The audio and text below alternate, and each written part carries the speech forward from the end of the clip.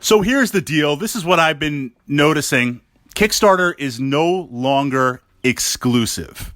Kickstarter is no longer exclusive. And I knew this was going to happen at some point because you can't resist the opportunity for monetization. You would be foolish to miss the opportunity for monetization. And it's just a question of waiting long enough for backers to forget. But do we ever forget? Do we even care?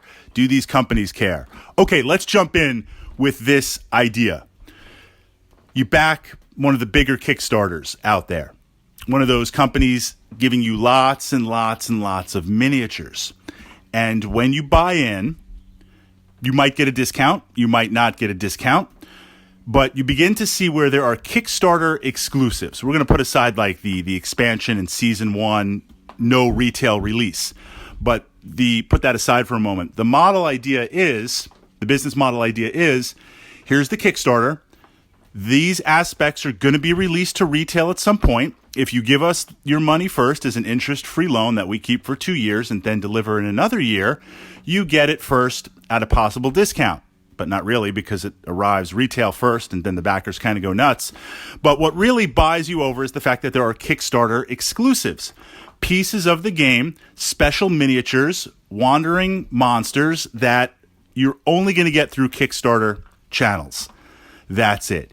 And if you're a completionist, or if you have poor impulse control like myself, or you really like the game and it's like, hey, more content, more expansions, more bosses, more wandering monsters, more characters, the better, you're going to back it. And you feel pretty good. Now, if you missed the game, there have been some Kickstarter titles that I discovered after the fact that I was happy and I was fine. I was fine with retail. There's been a few that I really liked that I missed, and now I'm like, okay, I've got to now track down the Kickstarter exclusives. And sometimes it's networking with some friends and doing a trade. Sometimes it's the acquisition piece by piece, bit by bit. That is kind of a slog. And of course, you're paying for those prices because they were Kickstarter exclusives. But there was this understanding that they're Kickstarter exclusives. Well, now, a few years later, I was going to say fire up the printing presses, but fire up the miniature presses. They're being reissued. They're being restocked. They're being resurrected. What used to be a Kickstarter exclusive is now being reoffered either in another Kickstarter or through other venues. And how do you feel about that? Now, backing it originally, you are getting it early. You are getting the exclusive. You are getting the years of being able to play it. And there's no guarantee that current Kickstarters will equal future Kickstarters. So if I see a Kickstarter that I like right now for one of those well-known board gaming companies, and I say, well, look, I'll just wait to retail and I'll wait for the reissue that I can buy, that doesn't always necessarily mean it.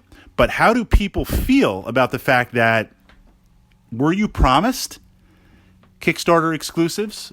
Was it implied that it was only going to be this and any leftover stock may be sold on a web store or a trade show?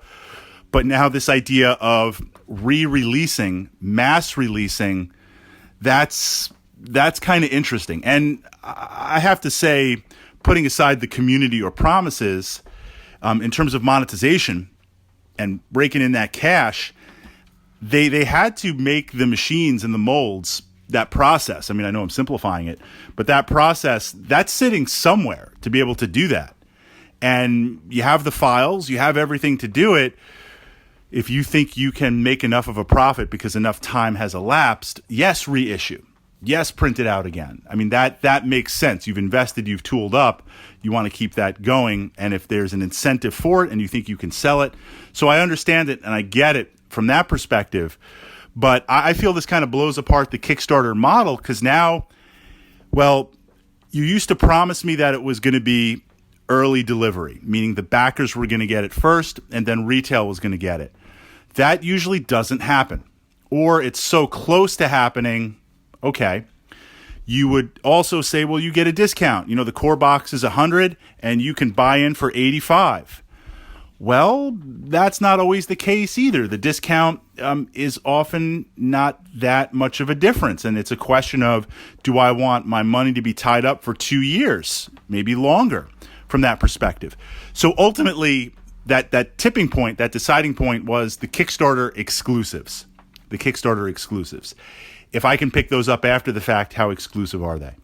And that's for games going to retail. Of course, the new class of Kickstarter this is not going to retail. We're producing it right now. You buy all in, all the expansions, all the X packs, season 1, season 2, season 3, core plus expansion.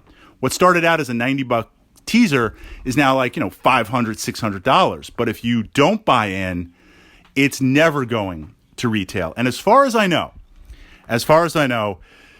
there are no Kickstarters. I'll have to do a little bit more research. I mean, I did look. Does anybody know of any Kickstarters that were promised up front, no retail release? Absolutely not. So you either get in or that's it. And it turns out it was a retail release, and it was a full retail release. Not a second. So actually, I think one comes to mind right now. Nemesis. Was Nemesis... Well, I think Nemesis was always going to be retail also.